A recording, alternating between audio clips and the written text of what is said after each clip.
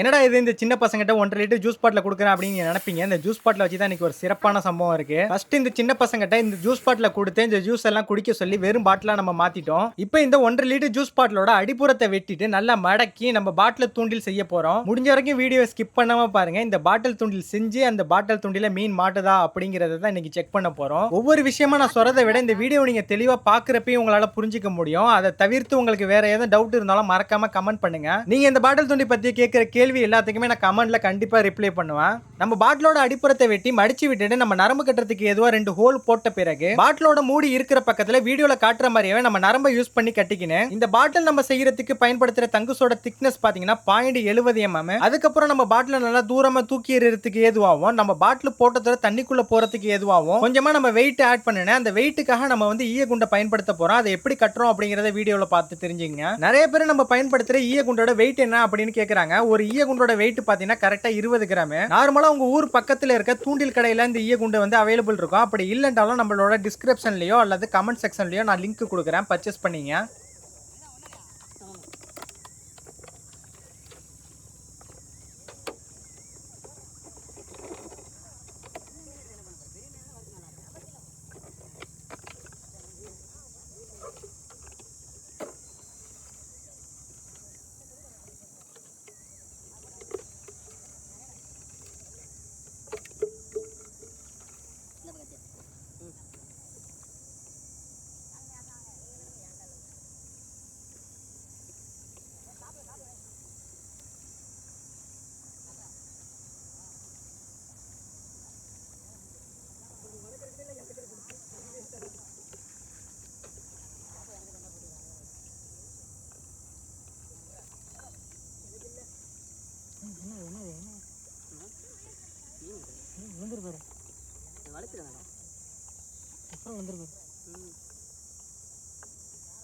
சரக்கு நடக்குது.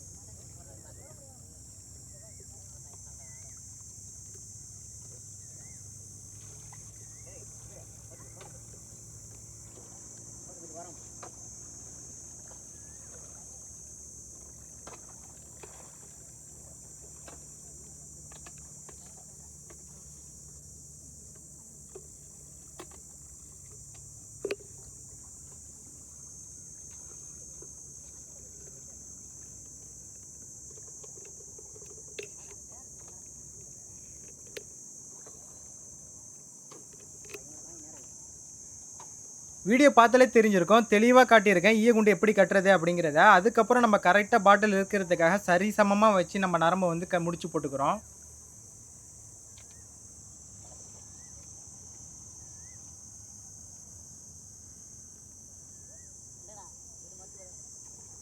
அவ்வளோதாங்க, நம்ம பக்காவாக பாட்டில் துண்டில் வந்து ரெடி பண்ணிட்டோம். இப்போ ஒரு முக்கியமான விஷயம் இருக்குது. பாட்டில் இருக்க பேப்பரை கிழிச்சிட்டு நம்ம பாட்டில் வந்து ரொம்ப கிளியராக வச்சுக்கினேன். மோஸ்ட்லி நம்ம பாட்டில் பார்த்தீங்கன்னா கிளியராக இருக்கிற பாட்டில் வந்து இதுக்கு யூஸ் பண்ணினேன். அதாவது பார்க்குறதுக்கு கண்ணாடி பாட்டில் மாதிரி இருக்கிற பாட்டில் நம்ம யூஸ் பண்ணால் மட்டும்தான் மீன் வந்து சீக்கிரமாக மாட்டோம். அவ்வளோதாங்க, நம்ம பாட்டில் தூண்டி பக்காவாக ரெடி ஆகிடுச்சு. இதில் நமக்கு எவ்வளவு நரம்பு தேவையோ அவ்வளோ நரம்பை நம்ம ஜாயின் பண்ணி லாங்கில் வீசி நம்ம மீன் பிடிக்க போகிறோம். இப்போதாங்க ஒரு முக்கியமான விஷயமே இருக்குது. நிறைய பேர் கேட்குற கொஸ்டின் டவுட்டு எல்லாமே பார்த்தீங்கன்னா, இந்த பாட்டில் தூண்டியில் பயன்படுத்துகிற ஏரை, இதுக்கு நம்ம பயன்படுத்துகிற ஏரை பார்த்தீங்கன்னா வெறும் மைதா மாவு. நம்ம மீன் பிடிக்கிற இடத்துல இருக்கிற தண்ணியை கொஞ்சமாக எடுத்துட்டு அதில் 1 ஸ்பூன் அளவு மைதா மாவை போட்டு நல்லா மிக்ஸ் பண்ணிட்டு கரெக்டாக மீன்கள், அதாவது மடவை மீன்கள் எங்கே அதிகமாக இருக்கோ அந்த இடத்துல நம்ம தூக்கி போட்டுறோம். இப்போ நம்ம பாட்டிலுக்குள்ளே போட்ட மைதா மாவு கொஞ்சம் கொஞ்சமாக கரைய ஆரம்பிக்கும். அந்த இடத்துக்கு மீன்கள் வந்துச்சு அப்படின்னா கண்டிப்பாக பாட்டிலுக்குள்ளே தலையை விட்டு மீன் மாட்டிக்கும்.